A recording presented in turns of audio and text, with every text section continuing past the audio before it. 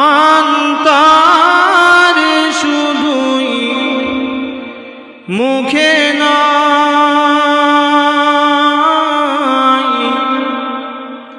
জান্নাতের আশায় নয় হে রাসূল, জাহান্নাম কেউ ডরি না, জান্নাতের আশায় নয় হে রাসূল, জাহান্নাম কেউ ডরি না। হে রাসূল তোমায় ভালোবাসি, অন্তরে শুধুই মুখে নয়, জান্নাতের আশায় নয় হে রাসূল, জাহান্নাম কেউ ডরি না, জান্নাতের আশায় নয় হে রাসূল, জাহান্নাম কেউ ডরি না। তোমার ওই নাম শুনিলাম, ওই চোখে দেখিলাম না, তোমার ওই নাম শুনিলাম, ওই চোখে দেখিলাম না। হে আশিকে দিদার দাও না, আর দূরে থাকিও না। হে আশিকে দিদার দাও না, আর দূরে থাকিও না। হে রাসূল তোমায় ভালোবাসি, অন্তরে শুধুই মুখে নয়, জান্নাতের আশায় নয় হে রাসূল, জাহান্নাম কেউ ডরি না। তোমার পাওয়ার আশায় মন ছুটে যায় মদিনায়,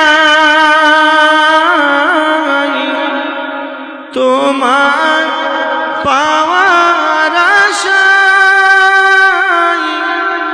মন ছুটে যায় মদিনায়। এই সুর যদি শুনে থাকো, একবার দেখা দাও না। এই সুর যদি শুনে থাকো, একবার দেখা দাও না। হে রাসূল তোমায় ভালোবাসি, অন্তরে শুধুই মুখে নয়, জান্নাতের আশায় নয় হে রাসূল, জাহান্নাম কেউ ডরি না। আল্লাহুম্মা সাল্লি আলা, খুব মহব্বতে পড়ে।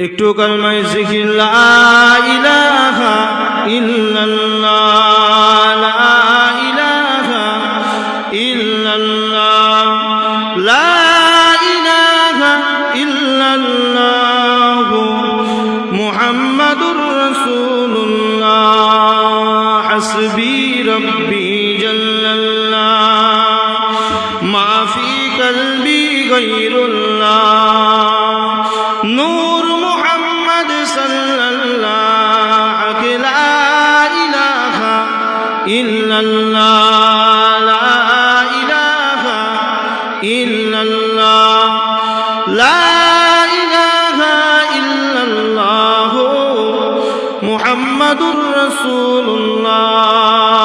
আল্লাহুম্মা সাল্লি আলা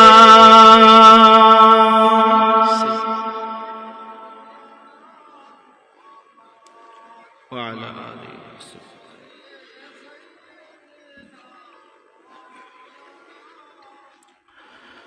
وقال الله تعالى في كلام المجيد والفرقان الحميد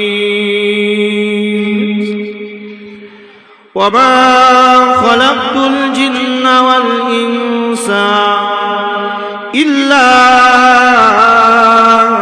ليعبدون.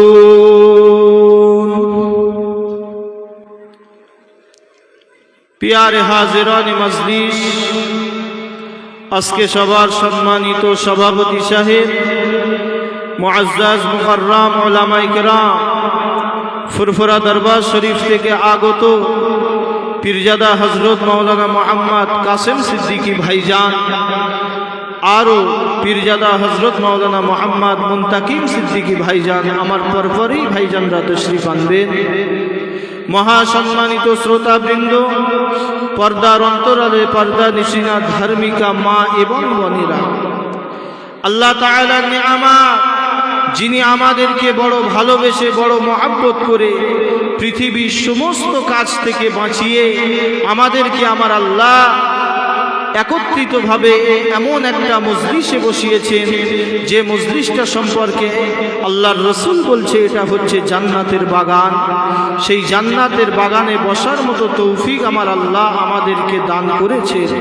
সেই মহিয়ান গরিয়ান রব্বুল আলামিনের দরবারে আমরা সকলে মিলে শুকরিয়া আদায় করি, সকলে প্রাণ খুলে উচ্চ আওয়াজে বলি আলহামদুলিল্লাহ। তারপরে পরে জানাই লক্ষ কোটি দরুদ ও সালাম বর্ষিত হোক সেই নবী পাকের উপরে, যে নবী পাককে আল্লাহ কুল কায়নাতের নবী করে পাঠিয়েছিলেন, দয়ার সাগর করে পাঠিয়েছিলেন, রহমাতাল লিল আলামিন করে পাঠিয়েছিলেন। সেই নবী পাকের রওজা মুকাদ্দাসে যেন লক্ষ কোটি দরুদ ও সালাম বর্ষিত হয়। সকলে বলুন না সাল্লাল্লাহু আলাইহি ওয়াসাল্লাম। আমি ভূমিকা ছাড়াই দু একটি কথা আলাপ আলোচনা করব। আজকে আমাদের দিঘিরাটি গ্রামের জলসা এটা, তো আমরা এখানে বসেছি আল্লাহ ও আল্লাহ রসুলের কথা একটু আলাপ আলোচনা হবে শোনার জন্য, তাই তো নাকি? আল্লাহ ও আল্লাহ রসুলের কথা আলাপ আলোচনা হবে, এই নিয়েতে আমরা বসেছি। আলহামদুলিল্লাহ, আমার বলা আপনাদের শোনা উভয়কে আমার আল্লাহ আমল করার তৌফিক দিন, বলুন আল্লাহুম্মা আমিন। আমার ভাইয়েরা, আমাদের এই যে মাসটা চলছে বর্তমানে, এই মাসটার নাম কি? আরবি শাবান মাস। এই মাসের পূর্বে যে মাসটা চলে গিয়েছে ওই মাসটার নাম রজব, আর সামনেই আসছে রমাদান, রমজান মাস। তো যত মাস আল্লাহ পাক দিয়েছেন, তিনটে মাসকে আল্লাহ প্রাধান্য দিলেন। কটি মাসকে? তিনটে মাসকে আল্লাহ প্রাধান্য দিলেন। তার মধ্যে রজব, শাবান, রমাদান, যে মাসটা আমাদের মাঝে চলছে এই মাসটা হচ্ছে শাবান মাস। আল্লাহর রসুল এই মাসে বেশি বেশি রোজা রাখতেন। সাহাবা হুজুররা বললেন, ইয়া রাসূলুল্লাহ, আমরা অন্য কোনো মাসে তো দেখি না এত রোজা রাখতে, শাবান মাসে আপনি এত রোজা রাখেন। আল্লাহ রসুল বললেন শাবানের রোজা আমার আল্লাহ তামাম জীবনের গুনাহ মাফ করে দেয়। জোরে বলে, শাবান মাসে এত রোজা রাখতেন না। পূর্বে যে মাসটি চলে গিয়েছে রজব মাস, এই রজবে একটা বিরাট ঘটনা আছে। আমি দু একটি কথা বলে বিদায় নেব, সংক্ষেপে বলছি। রজব মাসের বিরাট একটা ঘটনার মধ্যে সর্ববৃহত্তম ঘটনা হচ্ছে মেরাজ, তাই তো নাকি? আমার আল্লাহ আর নবী পাক সাল্লাল্লাহু আলাইহি ওয়াসাল্লামের দিদার হয়েছিল কোথায়? আল্লাহ পাকের আরশে মুআল্লা, আল্লাহ পাকের আরশে মুআল্লা। মুসলমান ঘরে ছেলে মেয়েরা, আব্বারা, তরুণেরা,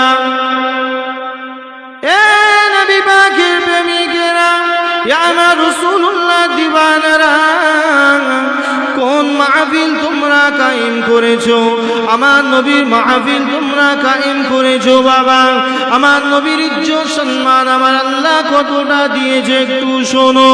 আল্লাহ পাকে হাবিবে কত ইজ্জত আল্লাহ দিয়েছে শোনো।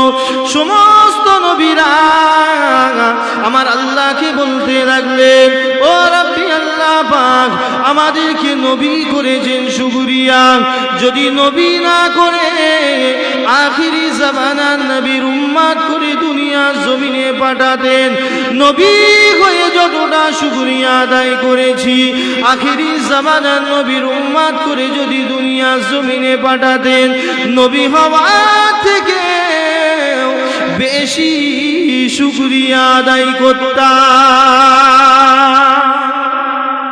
একটু জোরে বলে, নবী হয়ে যতটা শুকরিয়া আদায় করেছি, যদি নবীটা ক্যান্সেল করে দিয়ে আখিরি জামানার নবীর উম্মত করে দুনিয়ার জমিনে পাঠাতে, নবী হয়ে যতটা শুকরিয়া আদায় করেছি, আখিরি জামানার মুহাম্মদ সাল্লাল্লাহু আলাইহি ওয়াসাল্লামের উম্মত হলে তার থেকে আরো অনেক গুণ বেশি শুকরিয়া আদায় করতাম। আমি আপনি সেই আল্লাহর কাছে কিছু না বলাই, কিছু না কওয়ায় সেই আখিরি জামানার নবীর উম্মত করে পাঠিয়েছে আমাদেরকে। বলুন না আলহামদুলিল্লাহ। ও ভাইয়েরা, আমার নবী পাকের প্রেমিকেরা শুনে রেখে দিন, সমস্ত নবী আলাইহিমুস সালামেরা আমার আল্লাহ পাককে বলেছিল, হযরতে নবী আদম আলাইহিস সালাম বলেছিলেন, ও রাব্বি আল্লাহ পাক আপনি আমাকে নবী করে পাঠিয়েছেন, আমি আদম আপনাকে দেখতে চাই। আমার আল্লাহ বললেন, ওরে আদম হবে না। নবী নূহ বলেছিলেন, আল্লাহ আপনাকে দেখতে চাই। আমার আল্লাহ পাক বললেন, হবে না। নবী ইব্রাহিম বলেছিলেন, আল্লাহ আমি ইব্রাহিম আপনাকে দেখতে চাই। আমার আল্লাহ বললেন, হবে না। নবী মূসা বলেছিলেন, আল্লাহ আমি মূসা আপনাকে দেখতে চাই। আমার আল্লাহ বললেন, হবে না। শুধু এই নবীগুলো নয়, 1,24,000 মতান্তরে 2,24,000 নবী রাসূলগণ আমার আল্লাহ পাককে বলেছিল, ও রব্বুল আলামিন আল্লাহ পাক আমরা আপনাকে দেখতে চাই। আমার আল্লাহ বললেন, হবে না। কিন্তু এবারে দেখুন আমার নবীর ইজ্জত কতখানি। আমার নবী একবারও মনে মনেও কল্পনা করেনি, একবারও মনে মনেও ভাবেনি। আমার আল্লাহ নবী একবারও বলেনি আমি আপনাকে দেখতে চাই। আমার আল্লাহ কি বলে?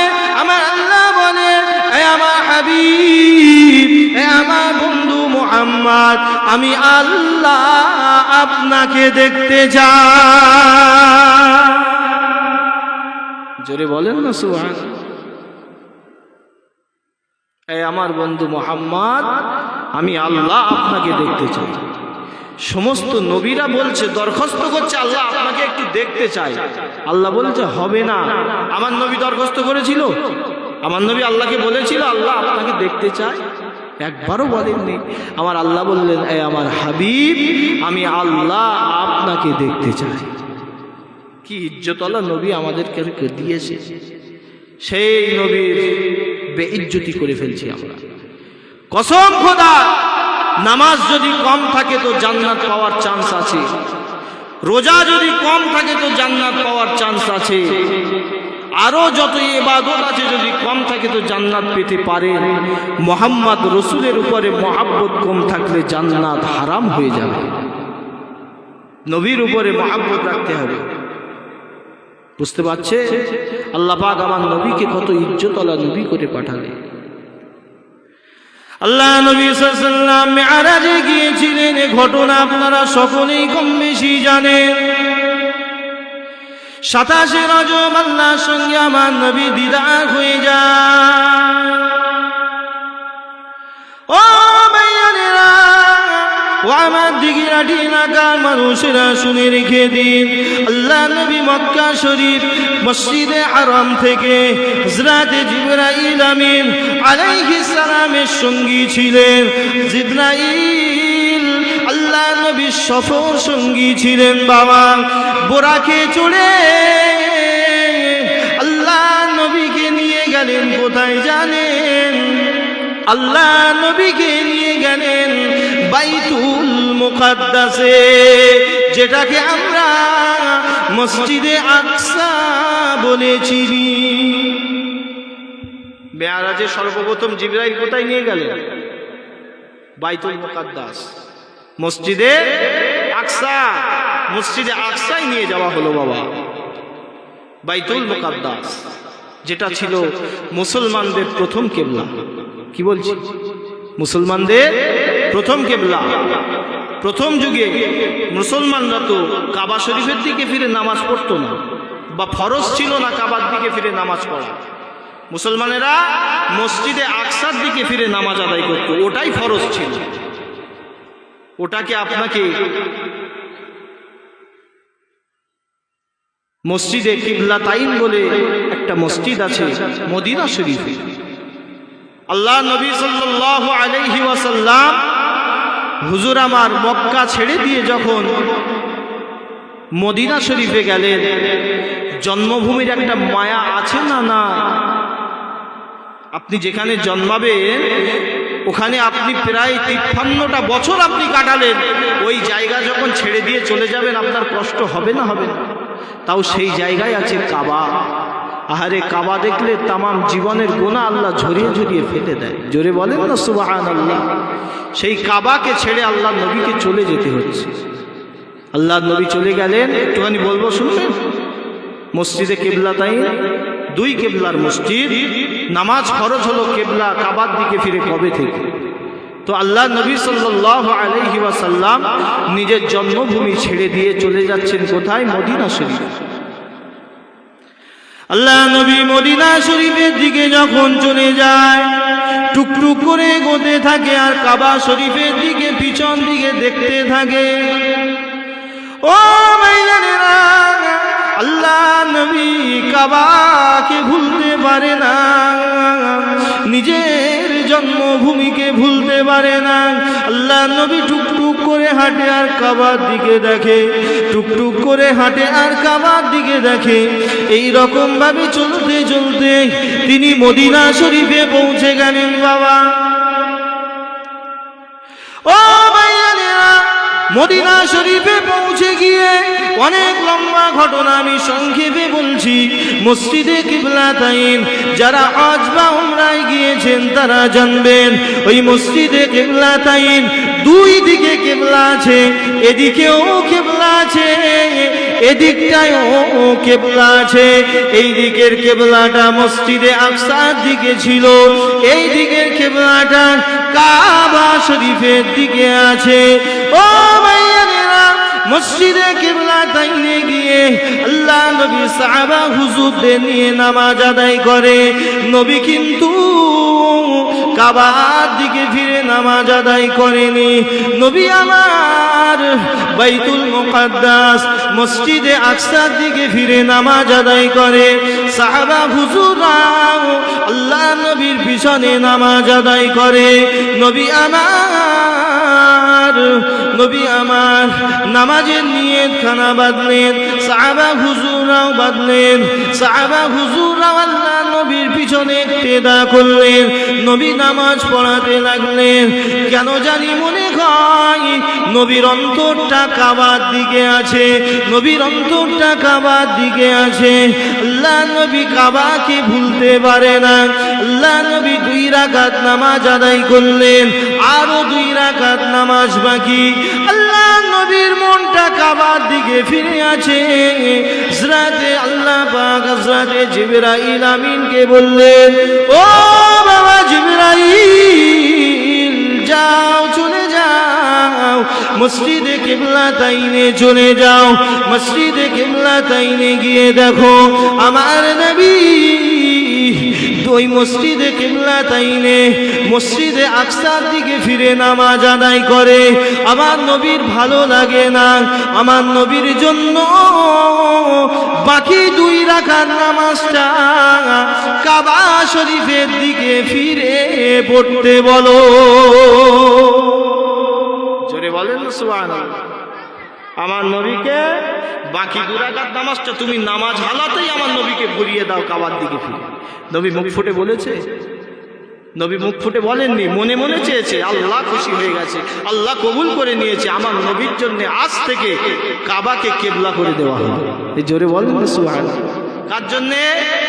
কথা বোঝেন, নবীর জন্য, সাহাবাদের জন্য নয়, কিন্তু শুধুমাত্র নবীর জন্য কাবাকে কিবলা করে দেওয়া হলো। জিবরাইল 2 রাকাত নামাজ নবী মসজিদে আকসার দিকে ফিরে পড়লেন, আর ব্যালেন্স 2 রাকাত নামাজ জিবরাইল তো কাবার দিকে নবীকে ঘুরিয়ে দিল। 2 রাকাত নামাজ জিবরাইল তো কাবার দিকে নবীকে ঘুরিয়ে দিলেন যে আপনি 2 রাকাত নামাজ কাবার দিকে ফিরে আদায় করুন। আল্লাহ নবী কাবা শরীফের দিকে ফিরে সালাম ফিরালেন।